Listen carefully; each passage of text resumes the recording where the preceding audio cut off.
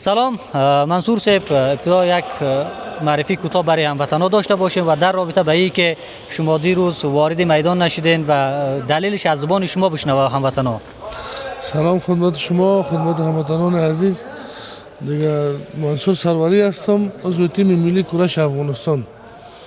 دیگر روز قسمی که شما شاهد هستین دیگه مسابقات آسیایی کورش بود که برگزار شده بود. 7 کشور خارجی در اینجا اشتراک کرده بود در مسابقات. دیگه به خاطر معصومیت پایم که از ناحیه بند پایم برآمده بود نتونستم اشتراک کنم. تقریبا 10 روز قبل برآمده بود.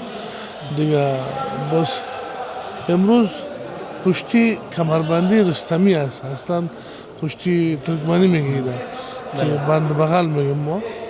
دیگه امروز دو کشتی است نسبت به خواهش دوستا و عزیزا دیگه مجبور شدیم که دیگه اشتراک کنیم. دیگه هموطنان عزیز دوم تقاضا داریم که دعا بکنن دیگه الله تعالی به ما کامیابی نصیب کنه ان شاء الله.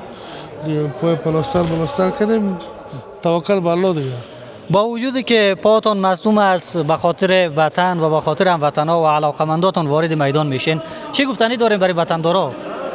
فقط دعا کنن دیگه، بس همینقدر از وطندارا عزیز خود خواهش دارم که دعا دعا بکنن که الله پاک کامیابی و عزت بر ما نصیب کنه. بر علاوه که شما به این مسابقات آمادگی داشتین و دارین برای مسابقاتی که در آینده برگزار شود بیرون از افغانستان، آیا شما آمادگی دارین یا خیر؟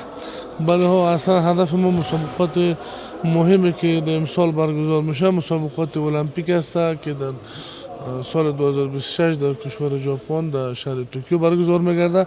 اصل آمادگی ها به خاطر همو است.